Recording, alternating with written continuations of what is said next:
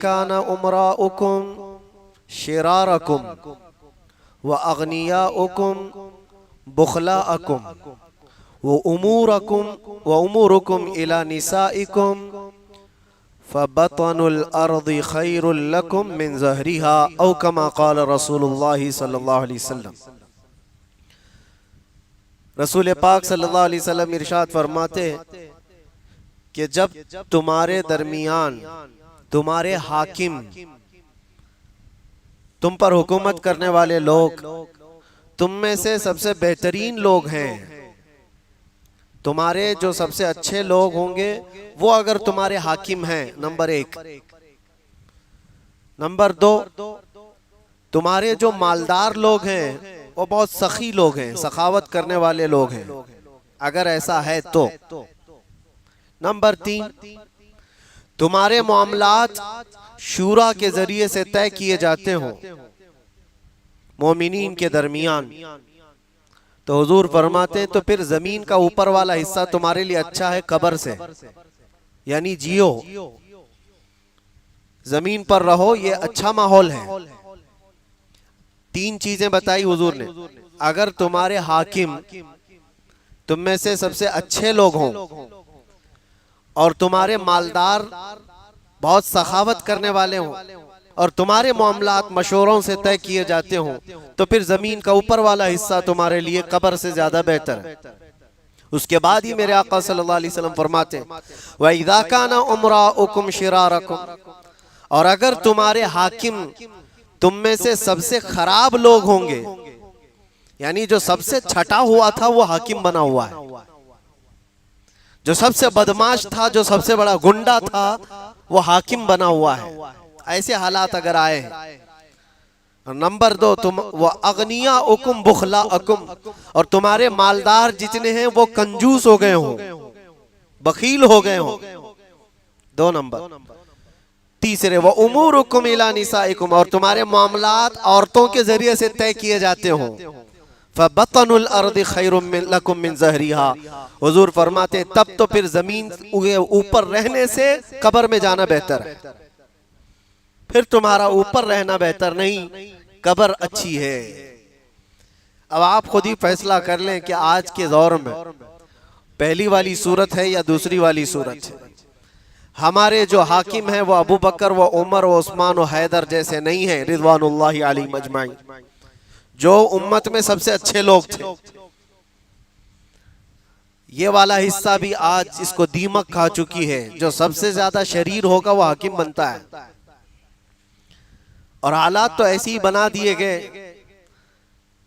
कि हम अगर थोड़ा सा सियासत पर बात करें या पॉलिटिक्स पर बात करें तो लोग मुंह पे हाथ रखते हैं, मौलाना आप सियासत पे बात कर रहे हैं, यानी इतनी अपोजिट बना दी गई है चीज को। एक शरीफ आदमी पॉलिटिक्स पे बात भी नहीं कर सकता, लोगों का माइंड सेट हो चुका है सियासत का मतलब सबसे बड़ा झूठा। ऐसा है नहीं, हकीकत में बना लिया गया, क्योंकि हालात ऐसे बन गए। और हालात ऐसे बनाने पर भी कुछ लोग खास मेहनत करते हैं कि किसी को शरीफ रहने नहीं दिया जाता। सियासत में अगर चले भी गए, तुम्हारे हिस्से में कोई हिस्सा आ गया पॉलिटिक्स का या हुकूमत की इख्तिदार संभालने का, तो ज्यादा शरीफ रहकर रहने तुम्हें जीने नहीं दिया जाएगा। तुम्हें फिर उन्हीं कौवों के रंग में रंगना पड़ेगा, जैसे सब चोरी कर रहे हैं थोड़ी चोरी तुम भी कर लो।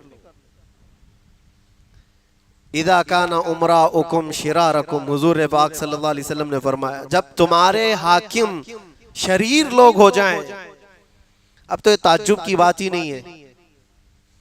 जिस भी खित्ते के और जिस भी इलाके के आदमी से पूछे तो वो जवाब यही देगा, वो यही देगा। वो तो मौसम मौसम में कहता है तुम आगे बढ़ो हम तुम्हारे पीछे हैं, वो सिर्फ और सिर्फ मौसम में कहता है, बाकी उसका दिल भी गवाही देता है। सबसे छटा हुआ बदमाश तो यही है। हकीकत है या नहीं ये सारी चीज? और इसको इतना अपोजिट जो बनाया गया है, सियासत दर हकीकत कोई ऐसी गंदी चीज नहीं थी। सियासत का मतलब होता है एक वो निजाम, लोगों को चलाने का रास्ता तय करना। सैयदना सिद्दीक़ अकबर रदी अल्लाह तआला अन्हु की सियासत, सैयदना उमर इब्न खत्ताब रदी अल्लाह तआला अन्हु की सियासत, जिसको मिसाल में पेश किया जा सकता है। गैरों ने भी उसको पढ़ा और कहा भी है, कहा भी है। बल्कि हमारे इस मुल्क में हर नोट पर छपे हुए गांधी जी, गांधी जी के कुछ अक़वाल पढ़ने को मिले जिसमें ये कहा गया है कि हमारे पास कुछ ऐसी शख्सियतें नहीं हैं जो मैं मिसाल में पेश करूं। हाँ, अगर हुकूमत चलाने के लिए मैं कोई मिसाल पेश कर सकता हूं तो वो अबू बकर व उमर की पेश कर सकता हूं। वो रियलिटी है, वो हकीकत है, काल्पनिक नहीं है, कहानियां नहीं है। उन्होंने पूरी दुनिया को कायम, एक निजाम कायम करके दिखाया है। आपको पता है, कॉलोनी बनाने का, लेआउट बनाने का, रोड बनाने का निजाम भी हजरत उमर फारूक के जमाने से शुरू हुआ। यूरोप तो तब गधे और बैल के पीछे भी नहीं जाते थे, उनके यहाँ तो जीने का सलीका भी नहीं था। 18वीं सदी तक तो यूरोप बेचारा गरीब रहा है। उनके यहाँ इटली और कई ऐसे कंट्रीज हैं जो आज मुल्क बने हुए हैं, वहाँ के जो इलाकाई बादशाह होते थे उनके बच्चे पढ़ने के लिए उलमाए इस्लाम के पास आते थे, और पढ़ करके जब वापस अपने मुल्क आते तो लोग भीड़ लगाकर उन्हें देखते थे कि ये अरब से, उलमाए इस्लाम से पढ़ करके आया है। इल्म का भी तूती बोलता था। निजाम सियासत का एक बेहतरीन इस्लाम ने पेश किया है। मैं सारे बादशाहों की बात नहीं करता, हर बादशाह ने कैसी सियासत की है, लेकिन चुनिंदा कुछ वो हुक्काम हैं जिनकी सियासत को पूरी रहती दुनिया तक याद किया जाएगा। निजाम जो उन्होंने पेश किया है,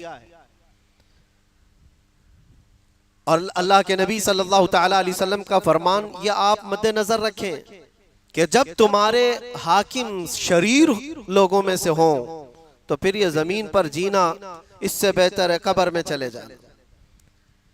और दूसरे नंबर पर हुजूर ने जो फरमाया, व अगनिया उकुम बुखला अकुम, और जब तुम्हारे मालदार लोग बखील हो जाएं, कंजूस हो जाएं, तो फिर खैर नहीं रहेगा, जमीन पर कोई अच्छी चीजें बाकी नहीं रह जाएंगी। पूरे कुरान में आप देखना, अल्लाह तबारक व तआला ने जमा करने का हुक्म नहीं दिया है। इतना जमा कर लो, वो हालत आ जाएगी तो तब खर्चा करना, इतना जमा कर लो, बल्कि अल्लाह करीम ने बार बार इरशाद फरमाया, अल्लाह की राह में खर्च करो। और खर्च करने का हुक्म भी ऐसे फरमाया, मसलुल लदीना युनफिकूना अम्वालहुम फी सबीलिल्लाह, जो अल्लाह की राह में खर्च करते हैं उनकी मिसाल ऐसी है, कमसली हब्बतिन अंबतत, जैसे अंबत सबअ सनाबिल, जैसे किसी ने जमीन में एक बीज बोया, एक दाना बोया, और उससे 7 बालियां निकली। कोई एक फली का पौधा या दरख्त बोया है, वो जब उग करके आया तो उसमें 7 बालियां निकली। फी कुल्ली सुम्बुलतिन मिअतु हब्बा, अल्लाह फरमाते हैं हर बाली में 100 दाने हैं।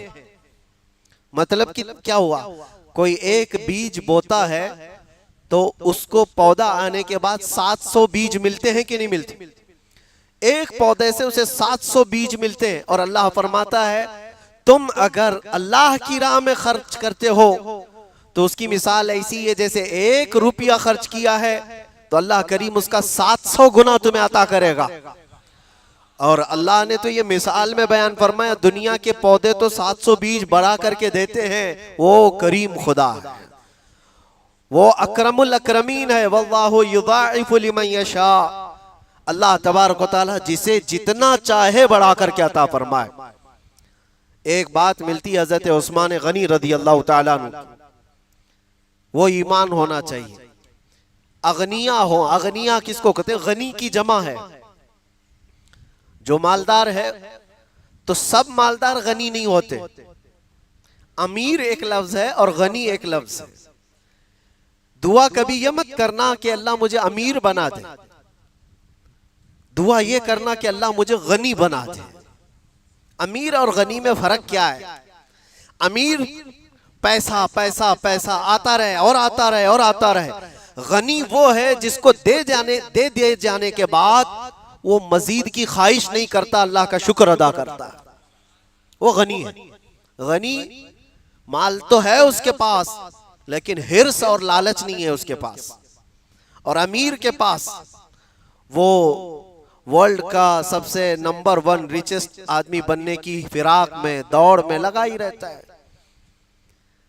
उन लोगों को कभी चैन की और सुकून की नींद नहीं है कि यहां पर स्टॉप कर देंगे।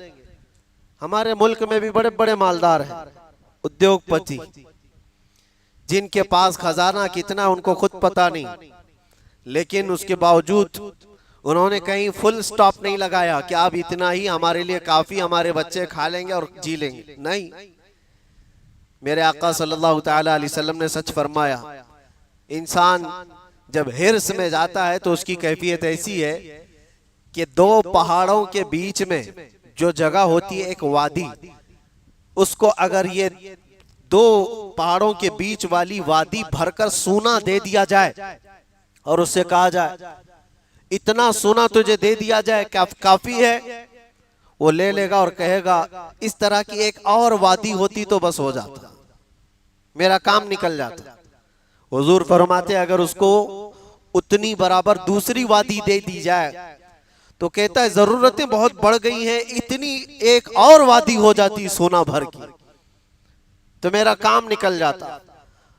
यहां तक कि हुजूर पाक सल्लल्लाहु तआला अलैहि वसल्लम फरमाते हैं इस दुनिया की तलब, ये दुनिया की तलब उसकी खत्म नहीं होती, कब्र की मिट्टी उसको भर देती है।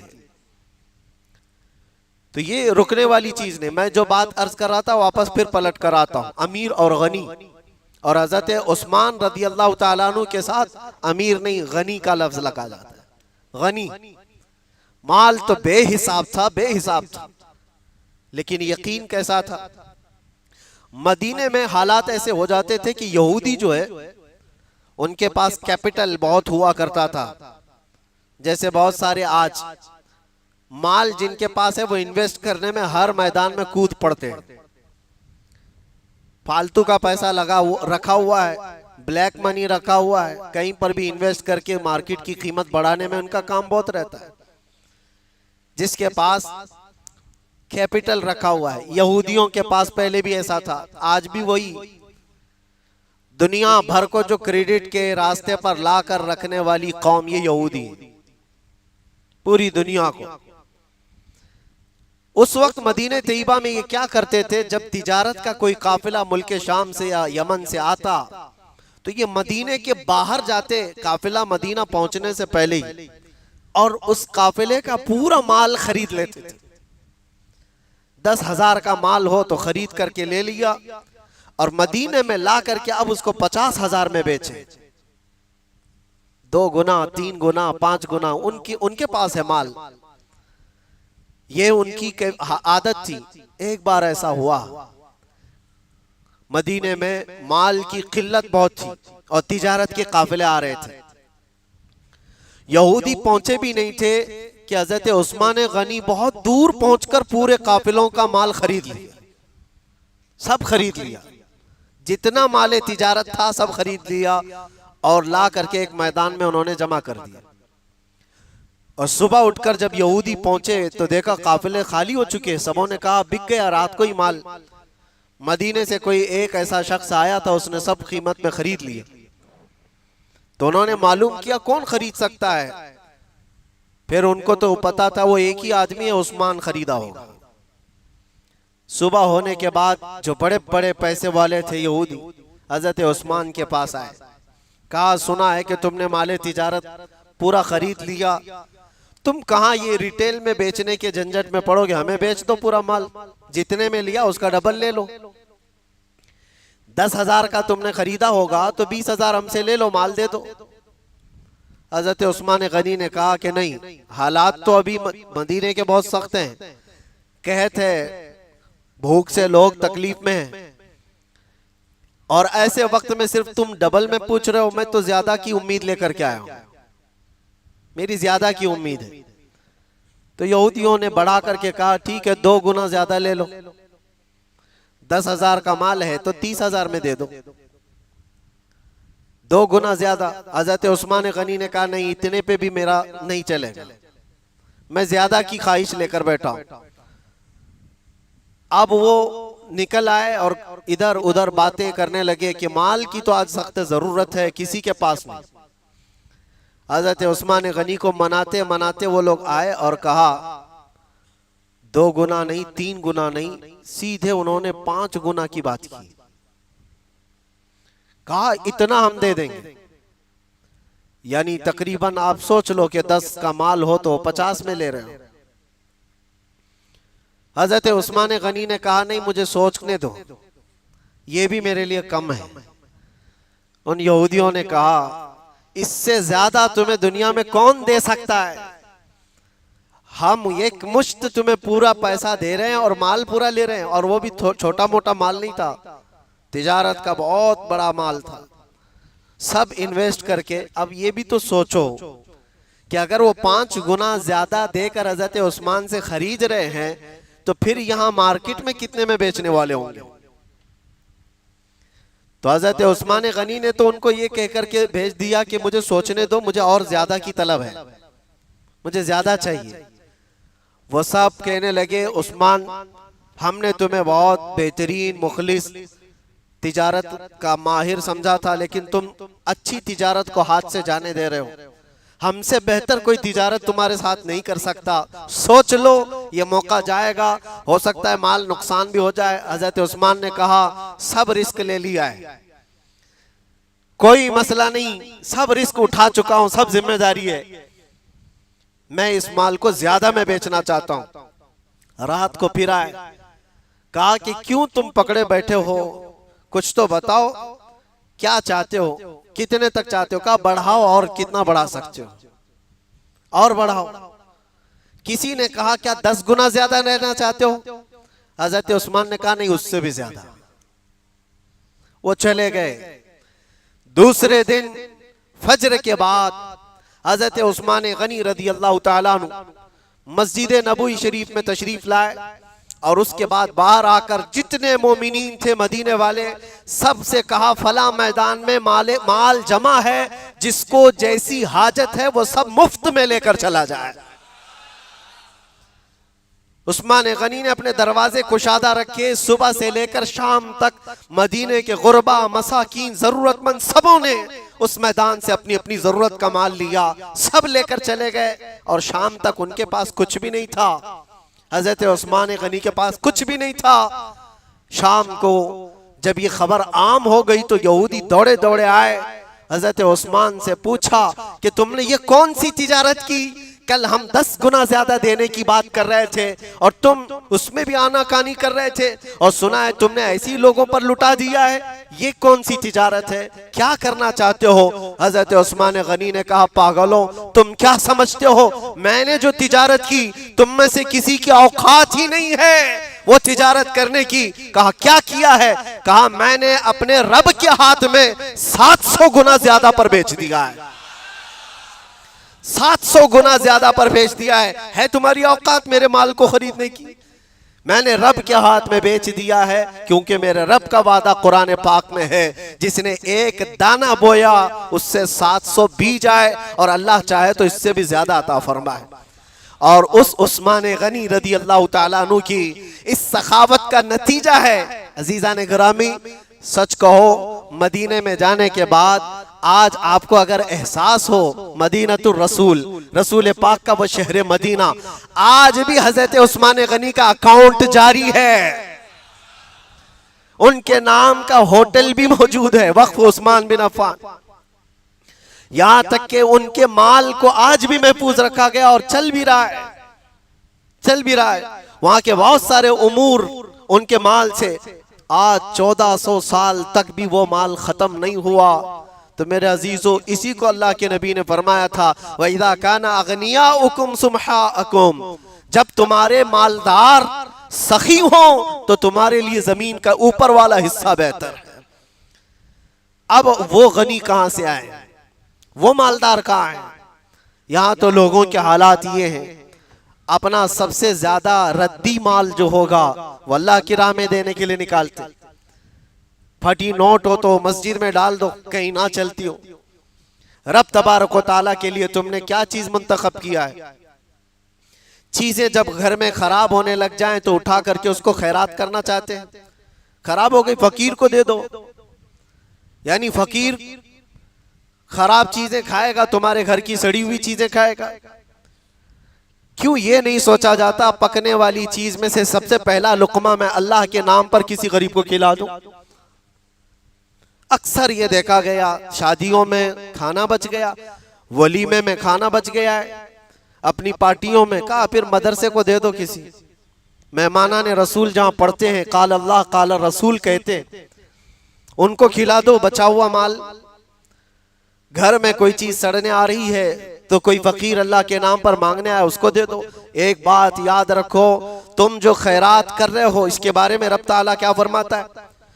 अल्लाह के नबी सल्लल्लाहु ताला अलैहि वसल्लम फरमाते हैं, जब बनी आदम कोई खैरात करता है तो सामने वो जिसको देता है हाथ उस फकीर का बज़ाहिर होता है, लेकिन वो लेता अल्लाह है। और तुम्हारी खैरात को रब तबारक व तआला ऐसे पालता है, ऐसे परवरिश करता है जैसे कोई बछड़े की परवरिश करके उसको बड़ा करता है। तुम्हारा दिया हुआ सदका और तुम्हारी दी हुई खैरात उसको रब तबारक व तआला कबूल करके उसकी परवरिश फरमाता है। यहाँ तक कि क़यामत के दिन बंदा जाकर देखता है तुमने एक सिक्का खैरात किया था, रब तबारक व तआला पहाड़ के बराबर नेकियों से दिखाता है और कहता है ये तेरी हैं, ये सब तेरी हैं। बंदा कहता है इतना तो मैंने किया नहीं था। रब तआला फरमाता याद है एक दिन तूने अपने हाथ से भी छुपा करके खैरात किया था, वो तेरी खैरात मैंने ली और उसकी परवरिश करके इतना बड़ा किया। तुम रब को क्या दे रहे हो? तुम रब को क्या दे रहे हो? इस चीज का एहसास करो। आओ रसूल करीम सल्लल्लाहु ताला अलैहि वसल्लम के दरबार। अल्लाहु अकबर। एक बार नबी पाक सल्लल्लाहु अलैहि वसल्लम की बारगाह में 90,000 दिरहम आए हदिया में। 90,000 दिरहम। फाके का जमाना चलता है मदीने में, खजूरें खाकर पूरा दिन गुजारने वाले सहाबा हैं वहां मौजूद। खुद माँ आयशा सिद्दीका रज़ी अल्लाह ताला अन्हा फरमाती, नबी पाक सल्लल्लाहु ताला अलैहि वसल्लम के घर में कभी कभार 2 दिन या 3 दिन तक भी चूल्हा नहीं जलता था। जिस रात रसूल करीम सल्लल्लाहु ताला अलैहि वसल्लम की वफात हुई, यानी जिस दिन वफात हुई, माँ आयशा सिद्दीका के हुजरे की बात कर रहा हूं, जिस हुजरे में हुजूर पाक आज आराम कर रहे हैं, कायनात की सबसे अफजल जगह, वो हरी जालियां जिसको देखने के लिए हर मोमिन बेताब, वो माँ आयशा सिद्दीका का घर है। हजरत आयशा सिद्दीका रज़ियल्लाहु ताला अन्हा के घर में हुजूर आराम फरमा रहे हैं। जिस दिन मेरे आका का इंतकाल हुआ उस रात हजरत आयशा फरमाती हैं चिराग में तेल डालने के लिए हमारे पास कुछ नहीं था।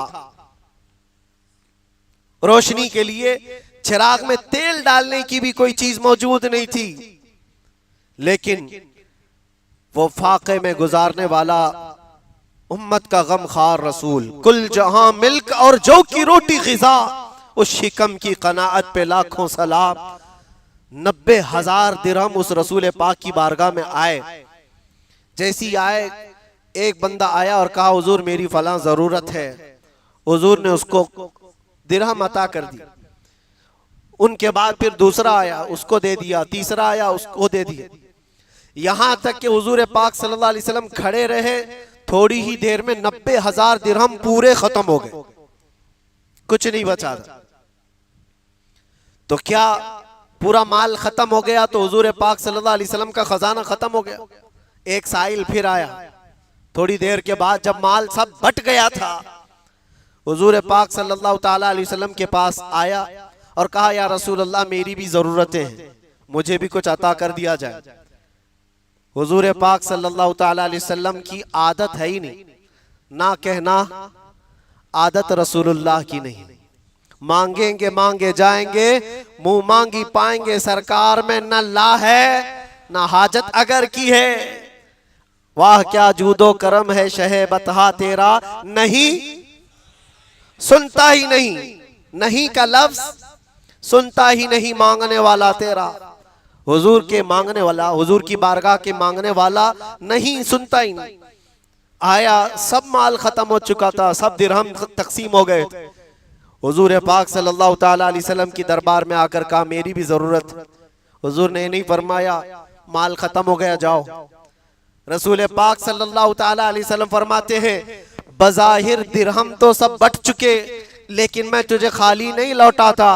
तेरी जितनी जरूरत है, जो जो जरूरत है, जहां से भी ले सकता है कर्ज में, सब ले ले, तेरे कर्ज का पूरा जिम्मेदार मैं हूं, कर्ज का भी जिम्मेदार।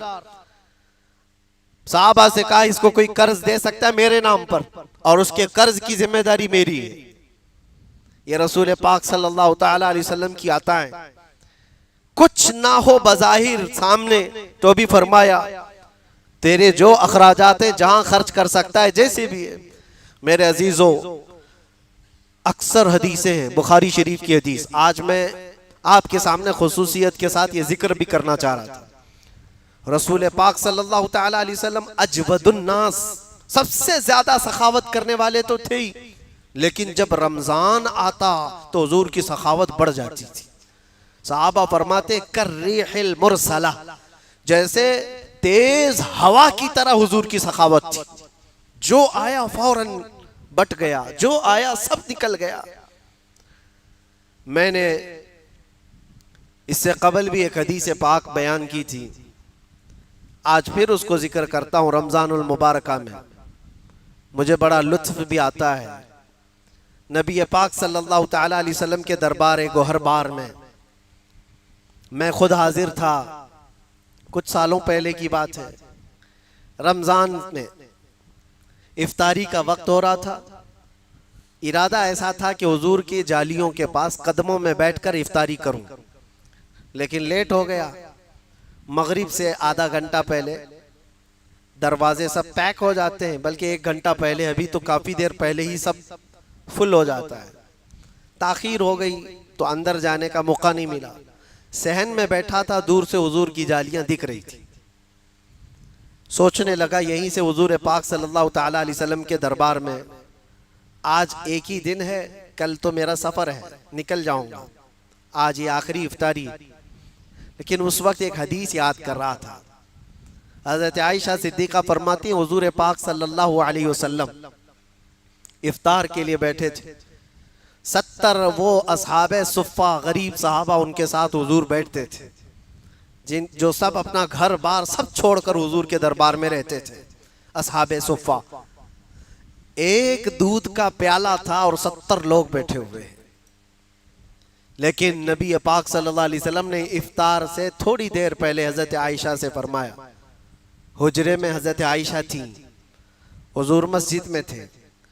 कहा आयशा देखो खिड़की से कोई गरीब, कोई मुसाफिर, कोई मेहमान बाकी तो नहीं रह गया। कहती है मैंने खिड़की में झांक कर देखा तो जन्नतुल बकी के पास दरख्त के सामने कोई आदमी अपना घोड़ा बांध रहा था। शक्ल से तो लगता था लंबा सफर तय करके आया हुआ है, चेहरे पर धूल है और कपड़े उलझे हुए हैं। हज़रत आयशा ने कहा हाँ या रसूल अल्लाह सल्लल्लाहु अलैहि वसल्लम, कोई मेहमान या कोई मुसाफिर लगता है। हुजूर ने सहाबा में से किसी को भेजा, जाओ उसको ले आओ दस्तरखान पर, इफ्तार के लिए थोड़ा सा वक्त बचा हुआ। गए और उसको जा करके लोगों ने पूछा कहाँ से आए, किसके लिए आए। उसने कहा बहुत लंबा सफर करके आया हूं और मैं मुहम्मदुर रसूलुल्लाह को देखना चाहता हूं। उनके मुतालिक सुना बहुत है, मैं देखना चाहता हूं, देखा नहीं था। कहा आओ तुम्हारे ही इंतजार में मुस्तफ़ा बैठे हुए हैं। वो जब आया मुसाफिर हुजूर पाक सल्लल्लाहु ताला अलैहि वसल्लम के करीब बैठा, इफ्तार का वक्त हुआ, दूध का प्याला उठाकर हुजूर पाक ने उसको दिया। एक बात याद रखना मेरे अजीजों, जूद किसको कहते हैं, सखावत किसको कहते हैं। बच जाने के बाद सबको बांट देना ये सखावत नहीं होती। जरूरत महसूस हो तुमको उस वक्त उठा करके दे दो कोई चीज। लन तनालुल बिर्र हत्ता तुनफिकू मिम्मा तुहिब्बून, कुरान तो ये कहता है तुम उस वक्त तक बुलंदी को नहीं पहुंचोगे जब तक अपनी पसंदीदा चीज कुर्बान नहीं करोगे, पसंदीदा चीज। और इफ्तार के मौके पर याद रखना, कैफियत इंसान की ये होती है, किसी को हाथ लगाने नहीं देता अपने सामने वाली चीजों को। खजूर पड़ी हो, तरबूज पड़ा हो, फ्रूट हो, सब जमा करके मेरे पास रखे। कोई नया आया इधर खसकाने लगा तो गुस्सा हो जाए, भाई तुम अपना देखो, इधर से क्यों निकाल रहे हो। थोड़ी देर के लिए होता है क्योंकि भूख शिद्दत की है, खाता तो पूरा नहीं है। और जब पेट भर जाता है तो इधर उधर खसका देगा। भाई जिसको चाहिए खा लो, बाद में सबको तकसीम करते हैं। ऐसा लगता है बहुत सखावत है साहब की। जब तुम्हारी भूख शिद्दत की हो, प्यास शिद्दत की हो, और उस वक्त तुम उठा करके दे दो तो फिर पता चले। 70 गुरबा वहां बैठे हुए हैं सहाबा और खुद नबी पाक, और वो गर्मियों के रोजे होंगे। उस वक्त एक मुसाफिर आया हो, एक दूध का प्याला है, हुजूर सल्लल्लाहु अलैहि वसल्लम ने बढ़ाकर सबसे पहले उसको अता फरमाया, और उसने देखा नहीं, उठाया और पूरा पी गया। हुजूर से मिला है तो पूरा ही पी गया। लेकिन उस पर कोई गुस्सा, कोई जलाल कि सबकी इफ्तारी रह गई, इतने लोग भूखे प्यासे हैं, कुछ नहीं। मुस्कुरा करके फरमाया, अल्लाह तुझे शिकम सैर फरमाए। आता है फकीरों पे उन्हें प्यार कुछ ऐसा, खुद भीख दे और खुद कहे मंगते का भला हो। गुस्सा किस बात का, डांटना किस बात का, शिकम सैर करे, अल्लाह तुझे हमेशा शिकम सैर रखे। एक खजूर पर सबों ने इफ्तार कर लिया। यह हदीस पाक याद कर रहा था कि रमजानुल मुबारका में हुजूर पाक सल्लल्लाहु अलैहि वसल्लम की सखावत इतनी बढ़ जाती थी। 3 मिनट बाकी रह गए थे, मेरे साथ इत्तेफाक ऐसा हुआ कि जिस दरवाजे के बाहर बैठा था, अंदर जाना तो मुश्किल था, वक्त बहुत हो चुका था। अंदर के कुछ लोगों को हो सकता है हाजत हुई हो, इस्तिंजा वगैरह, उठ कर गए, सब खाली हुई। तो जो दरबान पुलिस वाले खड़े थे, उन्होंने सामने बैठे हुए लोगों में से मुझको बुलाया, अंदर आ जाओ, जगह खाली है। 3 मिनट बाकी थे। मैं वापस अंदर आया और जहां की ख्वाहिश थी वहीं बैठ करके इफ्तार किया।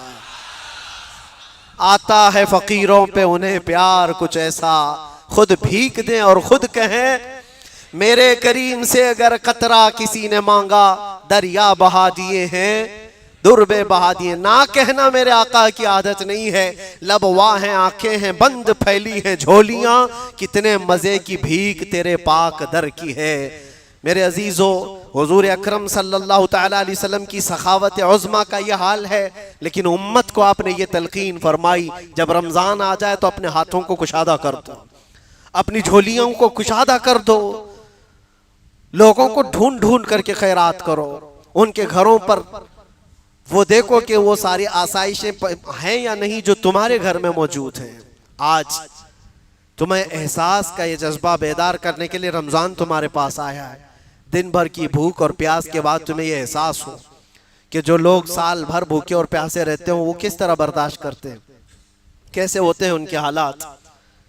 मेरे अजीजों, खास तौर पर एक बात याद रखो, रमजानुल मुबारका में नियामतें रब तबारक व तआला जो खिला रहा है, इतनी नियामतें आ जाती हैं कि कुछ लोगों को चर्बी भी चढ़ जाती है। उनको ऐसा लगता है ये मेरे माल से आ रही है, मेरे मेहनत से है ये सारी चीजें। बड़े बड़े मालदारों को मिनट नहीं लगते ये सारी नियामतें खत्म कर दिए जाने के लिए, वक्त नहीं लगता। यही रमजान था, 1 साल बीता है, मैंने पत्थरों पर सो करके देखा है, ये रमजान ही था। कैदी जेल के अंदर एक समोसा आ जाए तो उनके लिए ऐसा लगता था ये तो बहुत बड़ी नियामत है। एक समोसा जिसको हम छूते नहीं, फेंक देते हैं। वहां पर ठंडा शरबत मिल जाए तो लोगों के आंसू निकल जाते हैं। साल भर में मैंने खुद पूछा तो पता चला कि पहली बार रमजान की वजह से बर्फ ला कर दिया गया था तो ठंडा शरबत मिला, कोई चीज नहीं। पीने के लिए जो पानी मैसर था, मैं खुद भी पिया हूं, जिसमें 1 घंटा तक बोतल को पानी जमा करके रखे कि आधा नीचे पूरा लाल, ऊपर का फिर सफेद हो जाए तो पिए। मैं ये इसलिए नहीं अर्ज कर रहा कि हम किस हालत से गुजरे, इसलिए अर्ज कर रहा हूं कि नेमतों की नाशुक्री ना करो जो तुम्हारे पास आज मौजूद है। अल्लाह तबारक व तआला जो तुम्हें खिला रहा है और पिला रहा है, इसकी नाशुक्री ना करो। और एक बात याद रखो, जितना दोगे उतना बढ़ता चला जाएगा। यकीन रखो अल्लाह की जात पर। मौला अली करमल्लाहु वजहुल करीम फरमाते हैं कि अल्लाह तबारक व तआला ने इजाफा जो है, माल में इजाफा, वो सखावत में रखा है। और बंदा जो है बैंक में रखने को समझता है, जमा करने को। और क्या सोचते हैं पता है, अरे बुरे वक्त के लिए कुछ तो जमा के रखना चाहिए, बुरे वक्त के लिए कुछ तो माल जमा करके रखना चाहिए। तूने दिमाग से खुद ही तय कर लिया बुरा वक्त आएगा तो वह आ जाता है। क्यों सोचते हो बुरे वक्त के लिए? वो पालनहारे हकीकी रब्बे जुल जलाल जो आज तुम्हें खिला रहा है, वो कल भी खिलाने पर कादिर है। और जब उसका हुक्म है दो, उसका हुक्म है दो, तो गरीबी किस बात की, किस तरह की का फाका अल्लाह करीम के हुक्म पर कर रहे हो, हमारी बातों पर नहीं। बनी इसराइल की एक बात याद आती है। एक बड़ा बखील आदमी भी था, सेठ तो था, पैसा बहुत था, लेकिन कंजूस बहुत था। लेकिन उसके घर में बिल्कुल अपोजिट उसकी बेटी थी, जवान बेटी। वो सखावत बहुत करती थी, बाप को सख्त नफरत थी इस चीज। कंजूस आदमी हमेशा सखी लोगों से चिढ़ता है, उसको लगता है ये सब फजूल खर्ची करते हैं, क्यों देते हैं इनको। उसको बार बार यही लगता है, इनको नहीं देना चाहिए, गरीबों को, मिस्किनों को। ये सब अय्याशी करते हैं, ये फलां करते हैं, वो करते हैं। 1000 तरह के उसके पास वजूहात होते हैं नहीं खर्चा करने के। और सखी के पास कोई वजह नहीं होती, वो देता है और उसके बाद ये सोचता है उसकी जिंदगी है, अल्लाह ने तो सिर्फ ये कहा है दे दो, ये नहीं फरमाया मौत तक उसके पीछे लगे रहो, कहां खर्चा करता है देखते रहो।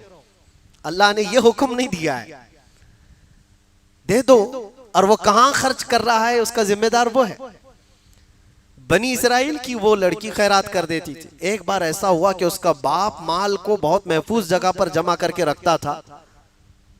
एक दिन वो अपने माल को महफूज जगह बंद करना भूल गया और घर में सखी बैठी हुई थी। इत्तेफाक से उस दिन कोई फकीर आया, वो जमा किया हुआ जितना था उठा करके उसने दे दिया। बाप की तो मौत के बराबर था। वो एक फोड़ी, कोई कोड़ी देना नहीं चाहता था, फूटी कोड़ी, और ये उसकी बेटी पूरा उठा करके दे दी। इतना गुस्सा आया उसके बाप, आया और आ करके उसने तेज एक तलवार लेकर उसका हाथ ही काट दिया, अपनी बेटी का हाथ काट दिया। जब हाथ कट गया, जालिम बखालत में कभी कभार आदमी ऐसा ही हैवान बनता है। दर्द से, शिद्दत से तड़पती रही। उसके बाद जैसे भी इलाज मुआलजे के बाद, हाथ तो कटा हुआ था, हाथ कटा हुआ था। अब उसी कटे हुए हाथ के साथ तो जी रही थी। जब जवान हो गई, अब रिश्ते तो आते हैं, शादी भी होनी है। वो ऐब है लड़की के अंदर, एक कटा हुआ हाथ, उसको कौन शादी करे। इतनी हसीन और जमील, खूबसूरत, सब कुछ है उसके पास, लेकिन हाथ नहीं।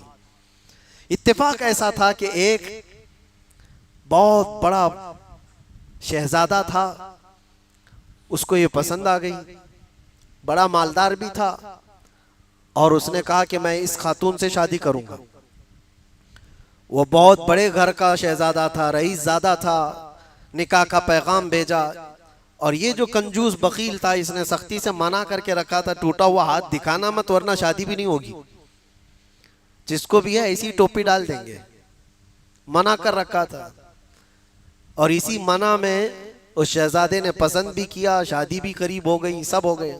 अब इस लड़की को एक गम सताता था, आज या कल तो पता चलना है, जब घर पर जाऊंगी बिया हो करके, शादी के बाद जब रुखसत होकर जाऊंगी, तो कभी ना कभी तो ये हाथ का पता चल ही जाएगा, फिर क्या होगा मेरे साथ।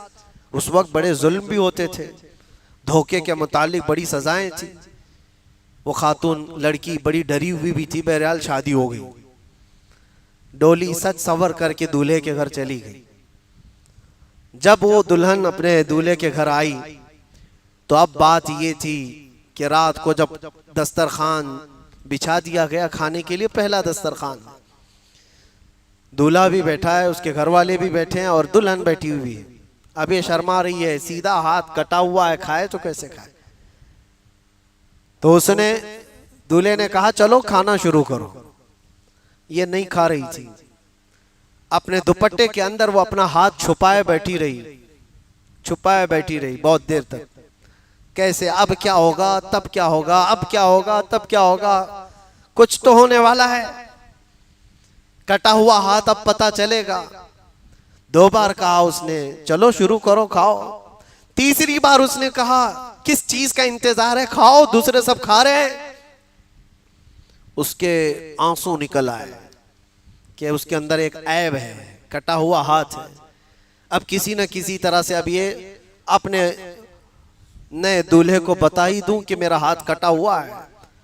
वो जवान दुशीजा रोने को थी, गैब से निदा आती है, ऐ खातून अपना हाथ निकाल। उस हाथ को रब ताला कभी शर्मिंदा होने नहीं देता जो रब के रास्ते में उठा हुआ हो।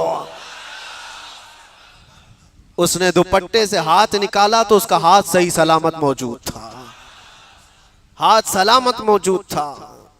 और रब तबारक व तआला शर्मिंदा होने नहीं देता उस हाथ को जो बारगाह रब्बुल इज्जत में खर्चा किया हुआ। जब वो मौला दुनिया में जलील होने से बचा लेता है तो फिर आखिरत तो आखिरत है, रब तबारक व तआला हिफाजत फरमाएगा। इसलिए आज उम्मत को जिन चीजों की जरूरत है उसके लिए जो माल जमा करके रखते हैं वो भी वही सुन ले। कुरान कहता है वल्लदीन यकनिज़ून अज़्ज़हब वल फ़िद्दा वला युनफ़िक़ूनहा फ़ी सबीलिल्लाह फ़बश्शिरहुम बिअज़ाबिन अलीम। अल्लाह फरमाता है जिन लोगों ने सोना और चांदी को खजाना कर करके जमा किया है, ऐ रसूल उनको दर्दनाक अजाब की बशारत दे दे। यौमा युहमा अलैहा फ़ी नारी जहन्नम फतुक्वा बिहा जिबाहुहुम व जुनूबुहुम व ज़ुहूरुहुम हाज़ा मा कनज़्तुम लिअन्फुसिकुम फ़ज़ूक़ू मा कुन्तुम तकनिज़ून। अल्लाह फरमाता है उस क़यामत के दिन उनकी पेशानियों को आग से दागा जाएगा, उनके बाजुओं को और उनके पीछे आग से दागा जाएगा और उनसे कहा जाएगा कि ये सारा जो तुम जमा करके रखते थे चखो, आज चखो। बल्कि एक रिवायत ये मिलती है कब्र में जाते ही एक बहुत ही खौफनाक अज़दा उसके गले में लिपट जाता है, उसकी नाक पर डंक मारता रहता है, चूसता रहता है और वो मुर्दा उसको हटाने की बेपनाह कोशिशें करता है, निकालने की बहुत ताकतें लगाता है। वो सांप उससे कहता है क्यों मुझको हटा रहे हो, मैं तुम्हारा माल हूं जिसको तुम जमा कर रखे थे, जिससे तुम बहुत मोहब्बत करते थे, लेकिन इस माल की जो ज़कात निकल गई वो पाक है, फिर उस पर तुम्हें अजाब नहीं है। लोग आज 2.5% पर ही आए काएं कर रहे हैं। अगर रब तबारक व तआला चाहता तो 50% का भी हुक्म देता। क्यों? अता किया हुआ उसका है, मैंने तुझे अता किया है, 100 अता किया, 50 मेरी राह में दे, 50 तू रख ले। लेकिन रब तबारक व तआला ने तुम्हें 50% देने का हुक्म नहीं फरमाया, 25 भी नहीं, 10 भी नहीं, 2.5, सिर्फ 2.5%। 100 रुपये तेरे पास आए हैं तो उसमें से 2.5 निकाल। गुरबा और मसाकीन जब क़यामत के दिन उठाए जाएंगे तो अल्लाह तबारक व तआला की बारगाह में वो शिकायत करेंगे कि हमारे पास तो कभी कोई चीज आई नहीं। तो अल्लाह ताला फरमाता है तुम्हारा हक भी मैंने मालदारों के पास रखा था, वो कहेंगे उन्होंने हमें दिया ही नहीं। इसीलिए कुरान में अल्लाह फरमाता है वफ़ी अम्वालिहिम हक़्क़ुन लिस्साइल वल महरूम, तुम सबके माल में उनका भी हक रखा गया है। तुम खैरात करके बड़े मत बनो, अपने आप को ये मत समझो कि मैं बहुत बड़ा आदमी हूं इतने खैरात, तुमने उनका हक दिया है जो तुम्हारे माल में अल्लाह ने दिया था तुम्हें। बहरहाल अब इस हदीस पर मैं पूरी तशरीह करता जाऊं तो बहुत वक्त चला जाएगा। खुलासा कलाम यही है कि जब हमारे हाकिम अच्छे लोग होंगे, हमारे मालदार लोग सखावत करने वाले होंगे और हमारे मामलात शूरा में तय किए जाएंगे तो हुजूर ने फरमाया जमीन का ऊपर वाला हिस्सा तुम्हारे लिए अच्छा है, लेकिन जब तुम्हारे हाकिम सबसे शरीर लोग हों जैसे आज के हैं। मुझे कोई मसला नहीं है इस पर। आज के सबसे शरीर हाकिम है, और खुल करके हम अर्ज करते हैं, बयान करते हैं, जितने झूठे हैं, जितने चोर हैं, वही सब के सब जमा होकर बैठ जाते हैं कुर्सियों पर। इनको जो कुर्सियों का लालच है, ये इनकी शरारत और इनकी बदमाशी की ही सबसे बड़ी अलामत है। वरना इमाम आजम अबू हनीफा रज़ी अल्लाह ताला अन्हु, जानते हो, करोड़ों मुसलमान जिसकी इक्तिदा करते हैं, वो आज 6000 खत्म कुरान एक जगह पर जिन्होंने किया है, वो उम्मत के सबसे अच्छे लोगों में से थे कि नहीं? सबसे अच्छे लोगों में से थे। 80,000 मसलों का हल जिन्होंने उम्मत को पेश करके दिया हो। वक्त का बादशाह उनको बुलाता है और कहता है, आइए, आपसे ज्यादा बेहतर कोई नहीं, आपको चीफ जस्टिस की कुर्सी दी जाती है। चीफ जस्टिस, काज़ीउल क़ुज़ात। आप क्या फरमाते हैं जानते हो? मैं उसका लायक नहीं हूं। इमाम आजम अबू हनीफा कहते हैं, मैं उसका लायक नहीं हूं। काज़ीउल क़ुज़ात का मनसब दिया था बादशाह ने। तो जानते हो, खलीफा वक्त ने कहा, आप झूठ बोल रहे हो, आप झूठ बोल रहे हो, इतने बड़े इमाम होकर आप झूठ बोल रहे हो। तुरंत हजरत इमाम आजम अबू हनीफा ने कहा, बादशाह इस्लाम, फिर आप ही फैसला कर लो, जो झूठ बोल सकता है वो काज़ीउल क़ुज़ात कैसे बन सकता है? आप खुद ही कह रहे हो कि मैं झूठ बोल रहा हूं, और जो झूठ बोल सकता है फिर वो काज़ीउल क़ुज़ात कैसे बन सकता है? लिहाजा मुझे माफ कर दे। उन्होंने मनसब को कभी कबूल नहीं किया। लेकिन यहाँ तो होड़ है, जिसको पेशाब करने का सलीका नहीं आता वो भी बड़ी कुर्सी चाहता है, सबसे ऊंची कुर्सी उसको चाहिए। और कितने तो ऐसे नशे में झूमते रहते हैं, वो हाकिम है, उमूर हुकूमत, उमूर ममलकत उनके हाथ में है। इसीलिए ये क़यामत की निशानियां हैं। अल्लाह के नबी सल्लल्लाहु अलैहि वसल्लम ने फरमाया है, हमारे यहाँ एक मसल मशहूर थी, वो आमी ज़ुबान में कही जाती है, कौवे को जब बड़ापन दे दिया जाता है तो वो पूरी कचहरी भर करके पखाना करता है। वो यही हाल है, जब कौवों को बड़ापन मिल गया हो, उनके हाथ में ज़माम हुकूमत आ गई हो, तो उन्हें ऐसा लगता है जो चाहे वो कर सकते हैं। कर तो सकते हो, लेकिन याद रखो, फिरौन भी बहुत कुछ किया है, नमरूद भी बहुत कुछ किया है। इन सब के अंजाम भी याद रखो, एक ताकत है, वो खल्लाक़े कायनात की। और फिर जब वो गिरफ्त आएगी तो तुम्हारे सारे मसनद ढीले पड़ जाएंगे, कोई तुम्हें बचाने वाली ताकत नहीं रह जाएगी। इसीलिए ये जुल्म का जो दौर है, इस पर भी मैं कहता हूँ, आप ना घबराओ मेरे अजीजों। कुरान में अल्लाह ने जब ये फरमाया है, वमल्लाहु बिगाफिलिन अम्मा यअमलु ज़ालिमून, अल्लाह ताला जालिमों के कामों से बेखबर नहीं है। हर जालिम के काम को अल्लाह देख रहा है। यह और बात है कि वो ढील देता है, फौरन उसकी पकड़ नहीं करता, उसके जुल्म में उसको ढील दी जाती है। लेकिन जब अल्लाह तबारक व तआला उसकी पकड़ करता है, अखज़नाहुम बग़ता, अल्लाह फरमाता अचानक हम पकड़ करते हैं, अचानक पकड़ करते हैं। कौम शुएब जो नाप तोल में कमी करती थी, घमंड इतना था उनको, पहाड़ों को तराश करके घर बनाते थे पूरे, एक एक पहाड़ एक आदमी का घर। आज के लोग कहां पहुंच पाएंगे उनको? तुम्हारे 25 माले के, तुम्हारे 40 माले की बिल्डिंगें भी उनको नहीं पहुंच पाएंगे। वो पूरा पहाड़ तराश करके अकेला घर बना लेता। और वैसे हमारे पास टाइम कहाँ इतना, उनके पास तो 800 साल 900 साल होते थे, बनाते रहते होंगे 200 साल तक। तो हमारे पास उतना टाइम उम्मत मोहम्मदिया को 60-70 साल का दिया गया है। 20 साल तक तो खेलता ही रहता है, 25 साल में शादी करता है और फिर बीवी को घुमाने में 10-15 साल चले जाते हैं। बचता क्या है उसके पास? कहाँ घर बनाएगा, कहाँ बिल्डिंग बनाएगा? खैर, कौम शुएब को जो इतना घमंड था, इतना गुरूर था, हज़रत शुएब अलैहिस्सलाम ने जब उनको डराया अल्लाह का अज़ाब आएगा, तो अल्लाह का अज़ाब आएगा। कहते कैसा आएगा? नूह अलैहिस्सलाम की कौम पर जैसा आया था वैसे? तूफान आ गया था, पानी आ गया था, आ भी जाए तो कुछ फर्क नहीं पड़ता, हम अंदर हैं, पहाड़ों के अंदर हैं। कौम लूत पर आया था पत्थरों का अज़ाब, नोकीले पत्थर बरसाए गए थे उनके ऊपर, वो आएगा तब भी हम महफूज हैं। पहाड़ पर पत्थर पड़ेंगे तो कुछ होने वाला नहीं है। पूरा पूरा पहाड़, पत्थरों का पहाड़ जिसके अंदर हम रहते हैं। इतना घमंड था, इतना गुरूर था उस कौम को कि कुछ फर्क नहीं पड़ता कौम नूह का अजाब आए कि कौम लूत का अजाब आए। तब फिर हज़रत जिब्राईल अलैहिस्सलाम को अल्लाह ताला ने भेजा इनका घमंड तोड़ने के लिए। बहुत बड़ी चीजें, हवाएं, तूफान, ये सारी नहीं।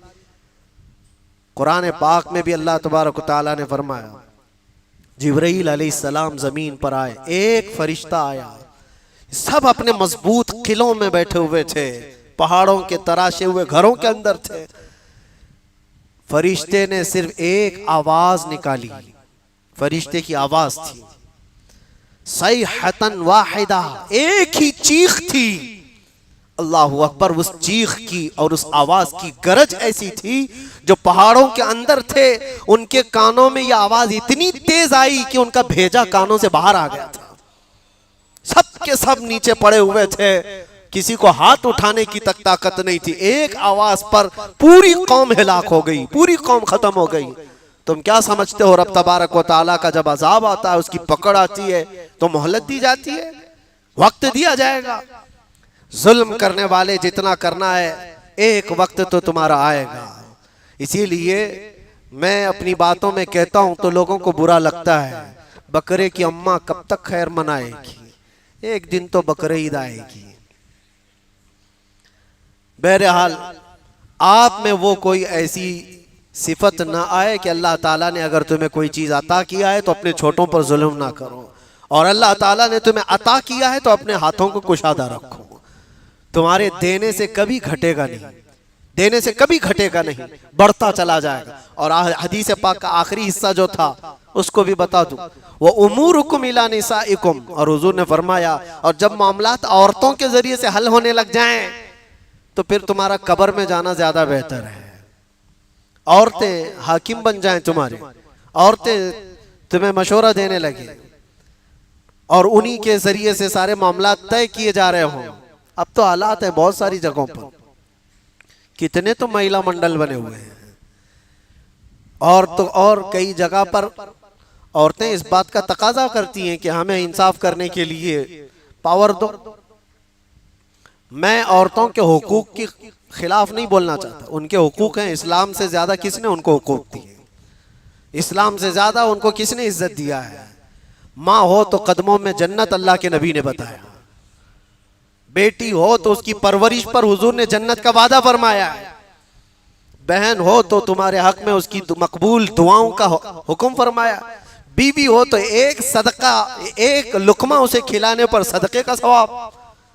औरत को हर मकाम पर इज्जत दी गई है।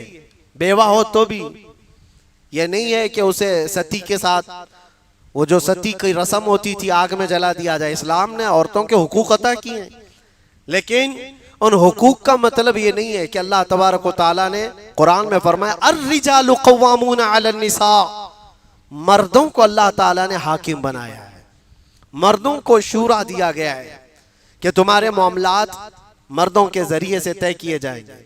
इसीलिए 1,24,000 कमो बेश नबी दुनिया में आए, इन सारे नबियों में कोई औरत नबी नहीं आई, औरत नबी नहीं हो सकती।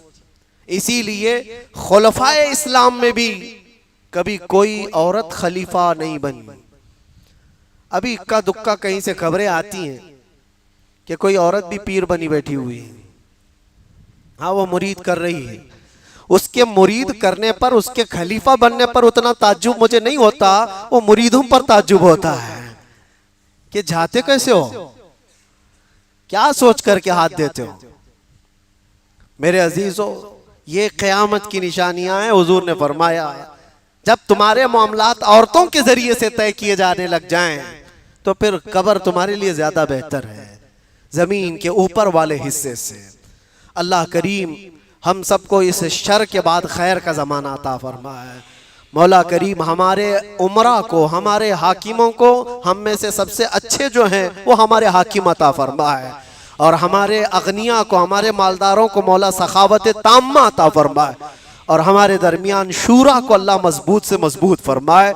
और इस जिंदगी के बाद मौला करीम मेरे नबी पाक की सखावत के हिस्से से हमें हुजूर पाक की जन्नतुल बकी अता फरमाए।